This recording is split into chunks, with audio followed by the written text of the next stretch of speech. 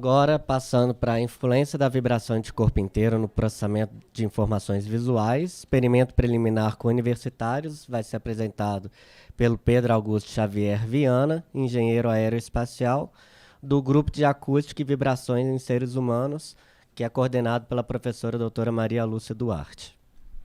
Obrigado.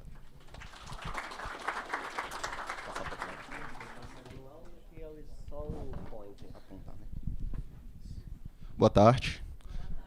Agradecer a todo mundo a presença. Vou falar sobre a influência da vibração de corpo inteiro no processamento de informações visuais. Só um gancho da apresentação anterior, é mais um elemento externo que a Ana pode colocar no feedback dela no processo de controle. Isso. O objetivo do experimento é analisar a influência da vibração de corpo inteiro, eu vou chamar de VCI, é uma sigla amplamente utilizada, na área cognitiva de processamento visual, por meio de uso de aplicativos de treinamento cerebral em diferentes tipos de aparelho e frequências vibratórias. Opa, passei mais de um.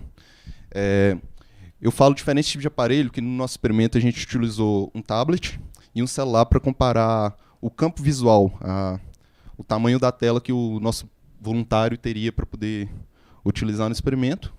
E também as frequências de 5 e 30 Hz são frequências amplamente utilizadas na literatura, que eu vou explicar mais na frente. A gente contou com 40 indivíduos universitários saudáveis, sem desvio refratário ocular e tendo as medidas autorreferidas de idade e altura disponíveis na tabela 1. E a gente distribuiu esses indivíduos de forma aleatória, de acordo com essa tabela 2, que foram 10 indivíduos para cada grupo que a gente faz o uso de controle. 10 indivíduos para celular, trabalhando a 5 Hz, 10 indivíduos para tablet, trabalhando a 5 Hz, assim por diante. Os instrumentos utilizados durante os procedimentos foram o celular, do modelo iPhone 5S, e um tablet iPad 3. A diferença no tamanho da tela dos dois aparelhos é significativa para a gente poder avaliar o impacto que essa pessoa, que isso tem no desenvolvimento da pessoa. E a plataforma de excitação, ela é a plataforma do Grave, e ela é capaz de produzir movimentos verticais. O procedimento ocorreu da seguinte forma. Os voluntários foram expostos a duas frequências diferentes, de acordo com o grupo de controle que ele foi submetido no eixo Z. O eixo Z e as frequências de 5 e 30 Hz são para simular a dinâmica veicular. A frequência de 5 Hz é amplamente difundida na dinâmica veicular, enquanto a frequência de 30 Hz compõe a frequência de plataformas vibratórias comerciais, e além de ser uma frequência amplamente difundida na literatura, também como podendo ter resultados positivos, que a gente conhece. E aí a magnitude de vibração, a amplitude de vibração, é de 0,8 metros por segundo ao quadrado. Ela foi escolhida também com base na dinâmica veicular. O objetivo do estudo também é simular, talvez possivelmente, como os meios de transporte, principalmente veiculares, estão muito compostos no nosso dia a dia, a gente tem muito trabalho em cima disso, então é para simular a pessoa, provavelmente, durante o deslocamento de casa para o trabalho, utilizando aplicativos, sei lá, utilizando o celular para mandar mensagem, em momentos de lazer, em momentos de trabalho. Isso. Aí já vamos para a parte dos resultados. Foram realizados testes estatísticos não paramétricos, independentes por meio da análise de Cox para os testes de hipóteses. Para a correlação do grupo tablet, trabalhado a 5 Hz, e celular a 5 Hz, o teste mostrou que o desempenho dos voluntários foi semelhante. Então, isso significa que o tamanho da tela para essa frequência não apresentou um resultado significativo para que a gente pudesse aceitar que um foi melhor que o outro. Já na comparação à frequência de 30 Hz, o teste mostrou que os voluntários utilizando celulares desenvolveram dentro do nosso teste uma melhora da sua capacidade, mesmo com o tamanho de tela reduzido. Também a gente fez a análise dos resultados dentro dos tempos de vibração. Como ocorreu o experimento para poder entender esses gráficos? Primeiro, o nosso voluntário recebeu o aplicativo de treinamento cerebral para poder desenvolver antes de ser exposto à vibração. Ele utiliza o aplicativo, Depois ele é submetido a 20 minutos de exposição a VCI. Na metade desse tempo, ele recebe novamente o seu dispositivo para poder realizar mais uma vez o treinamento cerebral.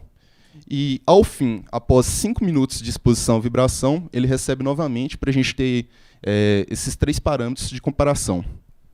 E o que mostra esses resultados é o seguinte: durante a exposição a VCI, em todos os casos, houve uma deteriorização da resposta do nosso candidato, do nosso voluntário, desculpa. Isso mostra que a vibração ela interfere significativamente na capacidade de processamento visual do nosso candidato, do nosso voluntário. Então, temos o seguinte: os resultados da evolução da pontuação nos 3 instantes distintos apresentados pelas figuras, como disse, mostram um decaimento da pontuação durante os tempos e uma tendência de retorno 5 minutos após a exposição a VCI.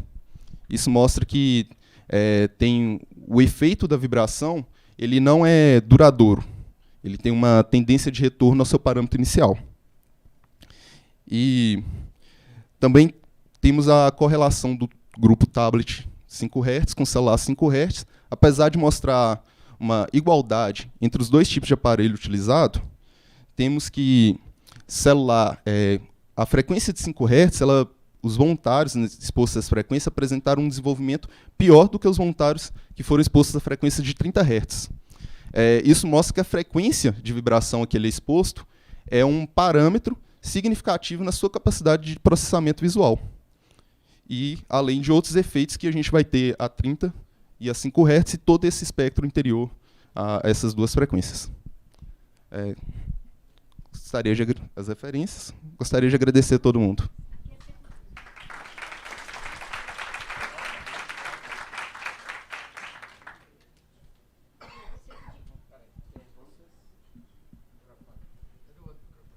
Acabou a bateria do outro. Pedro, você poderia, por favor, discutir essa última parte ali, da frequência 5 Hz, é que mais afeta a área da cabeça, né? O tipo de aparelho não é uma variável a ser considerada, ou seja, a frequência 5 Hz é a variável que mais interfere no processamento visual da informação. Como é que você vê isso associando com as outras apresentações que foram feitas aqui? Pergunta difícil. Primeiramente, essa questão da transmissibilidade de vibração acento-cabeça na frequência de 5 Hz, ela já é uma coisa difundida na literatura.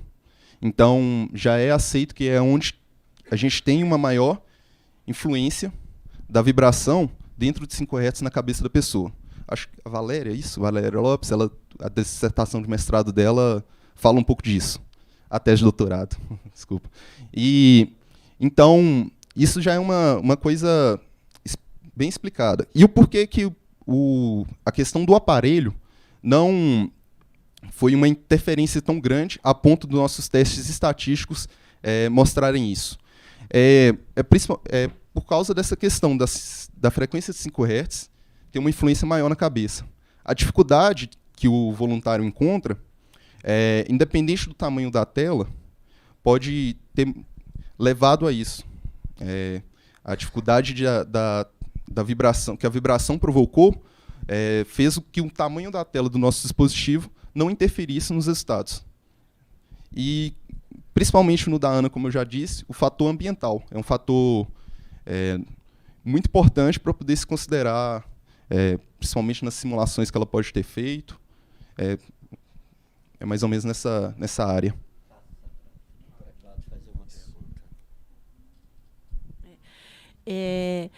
A questão dos 5 Hz é bem importante. Isso que ele falou, que os 5 Hz que são definidos na literatura como a frequência de ressonância da cabeça no espaço é claro, estabelecido. E é interessante que, na análise em frequência dos nossos pacientes neurovisuais, de um modo geral, eles têm um pico de atividade vertical em 5 Hz. Acima de 95% deles. Isso é interessante. Mas eu tenho para você uma pergunta que eu não sei se foi colhida essa informação durante o experimento, até porque não era um desfecho que vocês estavam olhando ao fazer a pesquisa.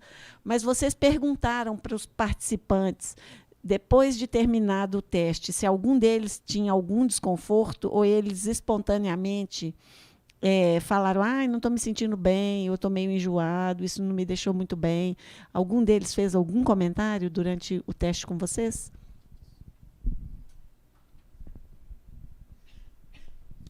Olha, a gente tem um formulário de avaliação subjetiva e o que, principalmente dentro da frequência de 5 Hz, o que os participantes mais dizem para a gente nesse formulário é o seguinte: uma dificuldade em focar no nosso para realizar o treinamento. Isso eu não trouxe no artigo, não está exposto no artigo isso, mas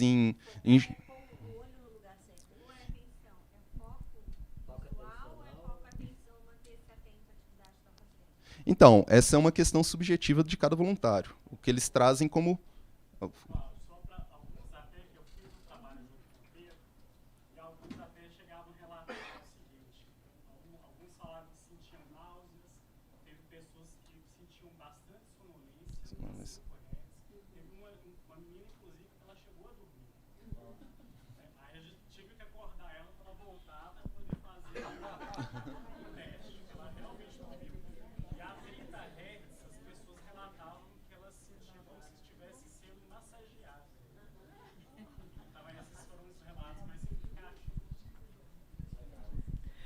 eu imaginei que vocês iam ter algum sintoma na hora que vocês demonstraram a pesquisa. Por isso que eu fiz a pergunta. O professor quer comentar?